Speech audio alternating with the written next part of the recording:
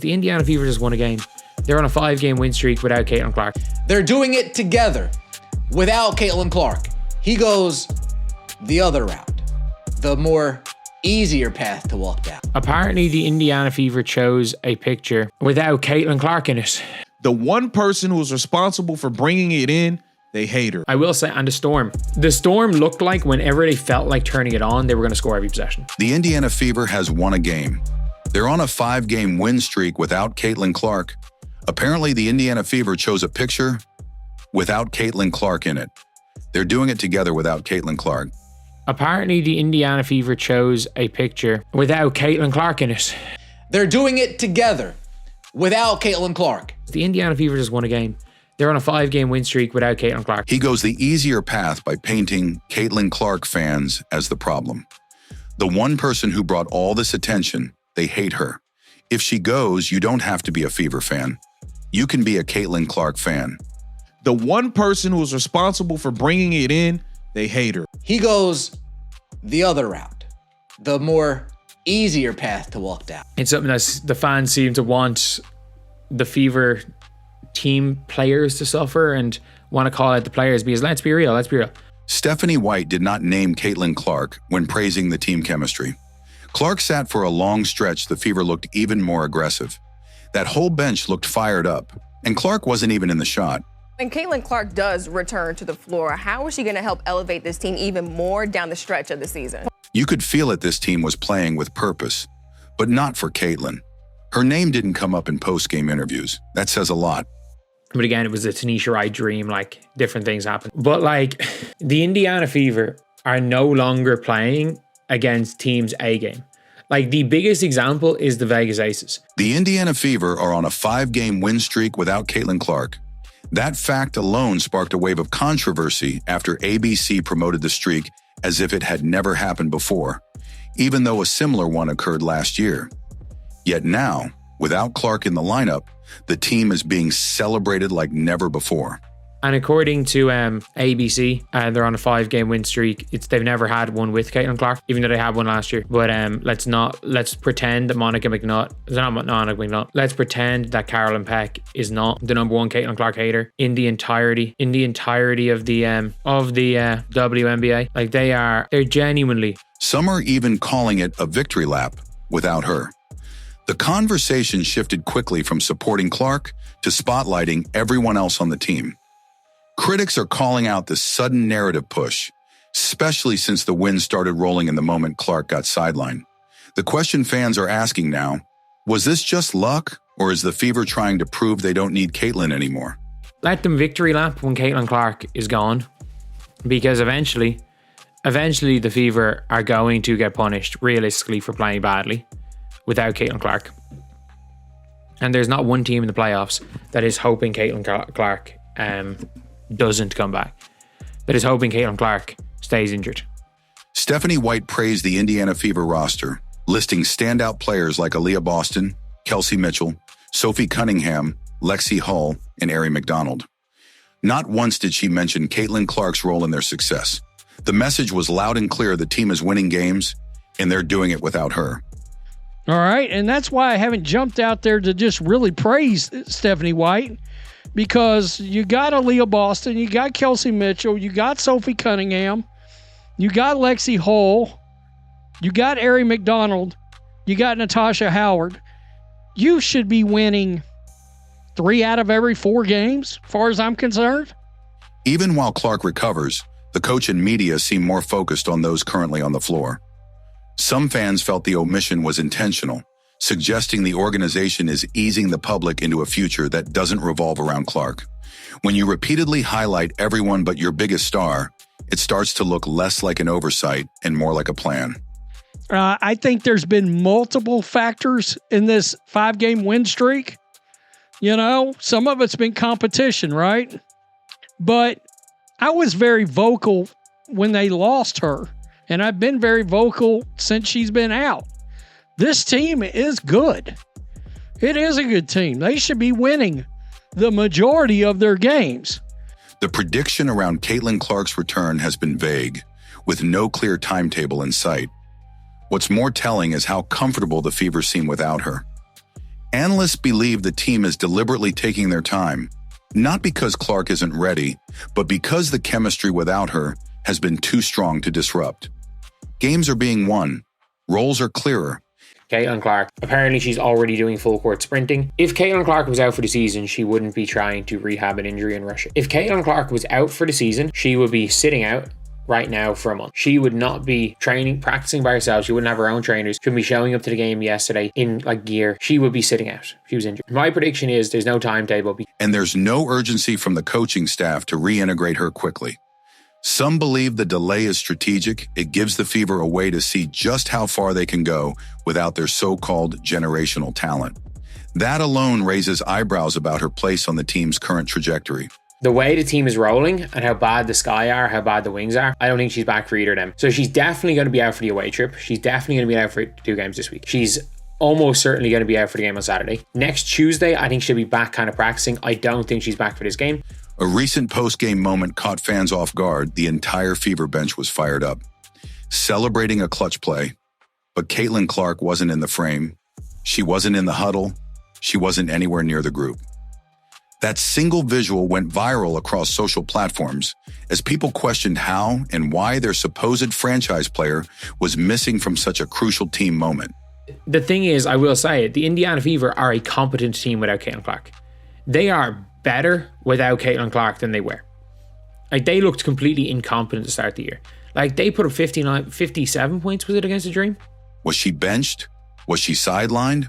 Or was she just excluded? Fans were quick to draw their own conclusions, with many calling it symbolic of how distant she's become from the team's core energy. The optics said more than any press release ever could. Without Caitlin Clark comes back, they scored 102 points. They scored 42 more points the next game. Caitlin Clark back against the Dream, they scored 60 points and a half when she came back. During a tough game, the Fever fought hard and pulled ahead, but something was off. The emotion, the grit, the drive, none of it looked connected to Caitlin Clark. It was like the team had found a new identity in her absence. One analyst even remarked, "They're playing with purpose, but not for Caitlin." That is literally what the WNBA have done. They have done, I enjoy the league. Why do I enjoy the league? I like the sport of basketball. The fact is that the content I make allows me to cover basketball for a living. Would I prefer to be covering the NBA for a living than WNBA? Honestly, no. That quote spread fast. In the past, Clark was the reason the crowd cheered, the media swarmed, and the team strategized. Now she seems more like a background figure. Whether intentional or not, the Fever's energy feels reborn without her, and that has major implications for what comes next. As you know, it's easier to cover, it's easier to watch every game. It's easier to focus on teams closer to the style of basketball that I play. It's I'm Irish. I've played in the top league in Ireland. I've played semi-professional basketball. I've coached in the second tier in Ireland. I've played on national teams. I've played against some of the top players in Europe my age. When Stephanie White was asked how Caitlin Clark's return would impact the team, she spoke in vague generalities. She praised Clark's length, gravity, and floor spacing ability, but her tone didn't suggest urgency or excitement. For someone coaching a generational player, her remarks sounded more clinical than supportive. All right, y'all heard what Stephanie White said, right? You heard what she said. Good stuff, Stephanie, good stuff. But let me reiterate what she wanted to say, right? I know she had to keep it classy because she's within the league. She's a coach within the league and all that good stuff. But let me tell you exactly what she wanted to say, right? Fans expected a statement that confirmed Clark's central role, yet White sounded more focused on system efficiency than star power. Some believe that behind the scenes, White is preparing the team to operate independently of Clark's playstyle. It's a subtle but clear pivot in coaching philosophy. It's going to be belt to booty cheeks when Caitlin Clark comes back to the Indiana Fever, man. That's what it's going to be. Everybody waiting for GTA 6. It's going to be BTA 6. Belt Theft Auto, all right? Because we're taking names and we're taking cheeks, all right? With the belt, that is. Yeah, it's going to be belt to booty cheeks, all right? Caitlin Clark is going to be going in with this hot team. Stephanie White confirmed there's no timetable for Clark's return, emphasizing long-term health. But what raised eyebrows was how lightly she treated the situation. Clark is reportedly doing full-court sprints, showing signs of being game-ready, yet there's no concrete plan to bring her back. That gap between action and decision hints at something deeper. Caitlin Clark. Apparently, she's already doing full court sprinting. If Caitlin Clark was out for the season, she wouldn't be trying to rehab an injury in Russia. If Caitlin Clark was out for the season, she would be sitting out right now for a month. Are they protecting her or protecting the chemistry they built without her? For many, this delay looks less medical and more strategic. The Fever may be using Clark's injury as a shield to keep her off the court, while the rest of the team builds its identity.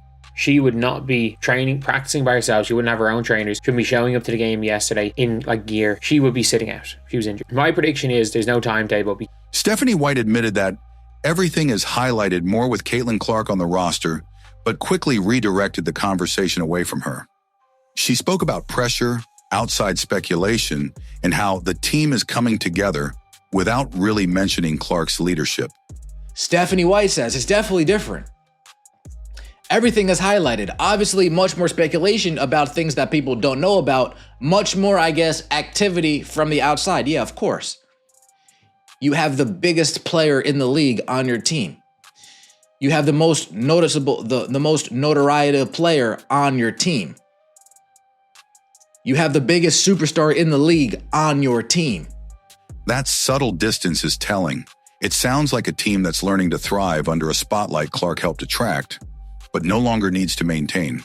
If the coach won't publicly reassert Clark's role, it suggests her place in the future rotation is not as secure as fans once believed.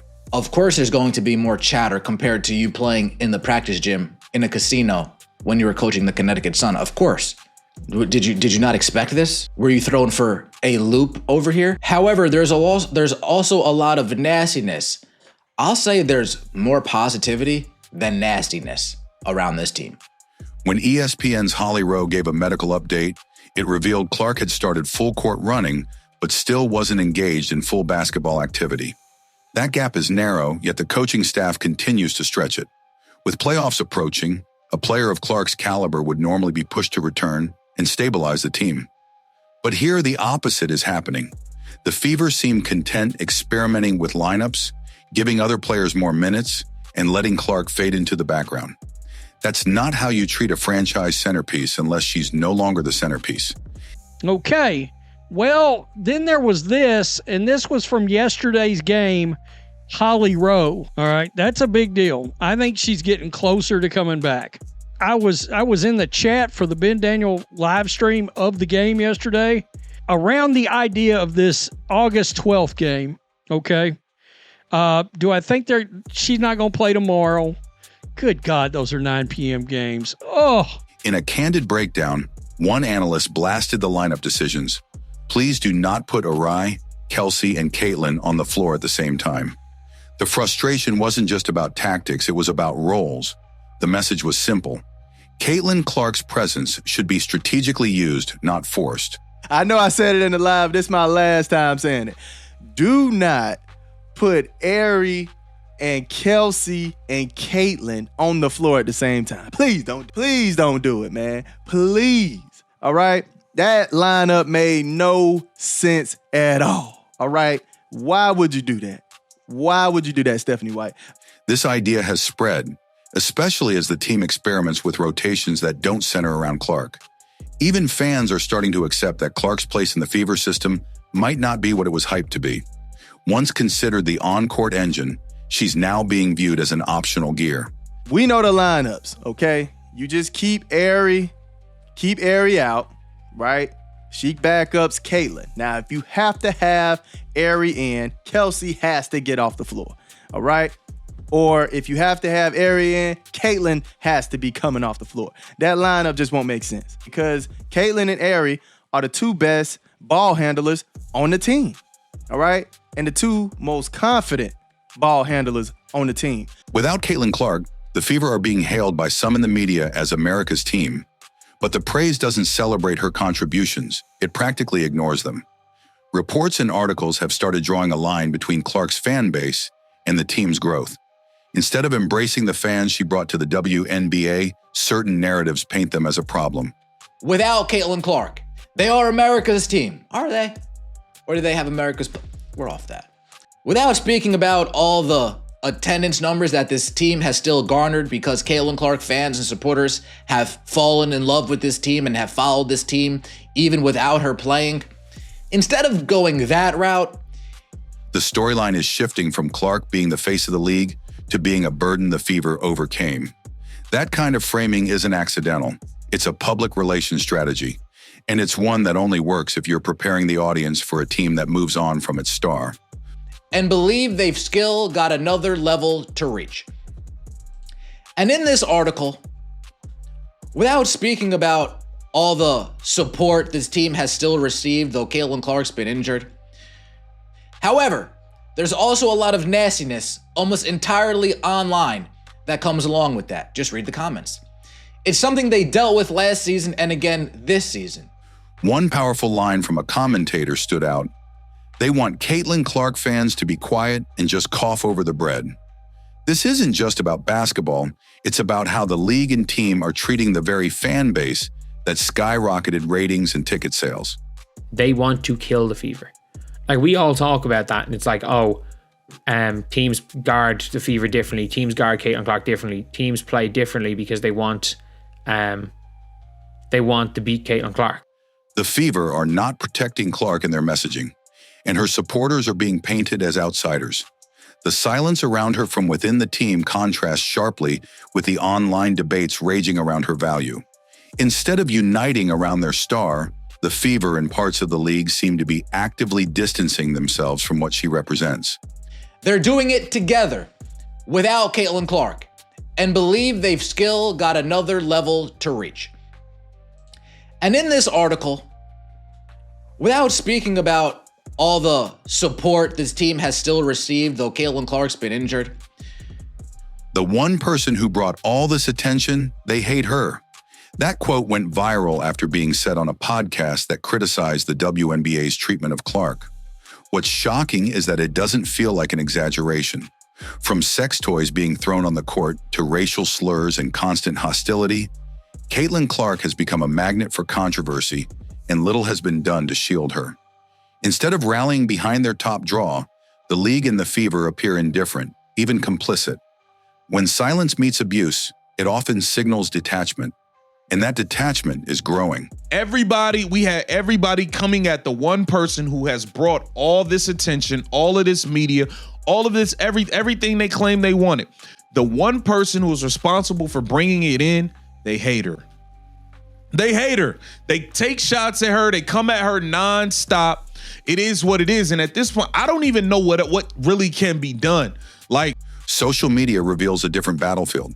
Multiple Fever players like Natasha Howard, Lexi Hull, and Sophie Cunningham are actively posting TikToks and celebrating team moments, but Caitlin Clark is conspicuously absent from these cultural touchpoints.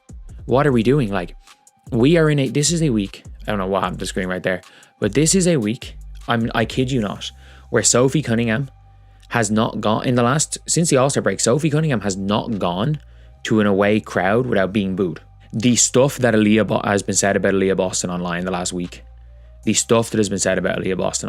has been embarrassing by rival fans. Absolutely embarrassing. But at the end of the day, the online vibe feels like two different teams, one vibing together and the other Clark left alone. It's not about petty exclusion. It's about branding. These digital optics create a message. This is who we are now, and Clark isn't the center of it. For a league trying to build connection, this social divide says more than any post-game stat sheet. realistically, she shouldn't see it, nor do I, and I hope she doesn't. This year, several members have gone off social media because of it. It's an everyday challenge to keep the noise out. And people are like, oh, they need to get off social media. No, they don't. Just delete the Twitter app. Don't look at Twitter. You can do whatever you want on your Instagram. You can follow the players you want to follow. You don't have to look in your comments. It's really easy to avoid everything on Instagram. Eventually, the Fever are going to get punished for playing badly without Caitlin Clark. They're doing it together without Caitlin Clark.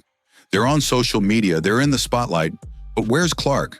That whole bench looked fired up, and Clark wasn't even in the shot. Eventually, the Fever are going to get punished, realistically, for playing badly without Caitlin Clark. They're doing it together, without Caitlin Clark. Like, if you look with Caitlin Clark, these were bad games. These were just really bad games from Caitlin and the team. the one person who was responsible for bringing it in, they hate her. Apparently, the Indiana Fever chose a picture without Caitlin Clark in it. The one person who brought all this attention, they hate her. Like if you stand with Caitlyn, share if this shocked you, subscribe before the next bombshell hits.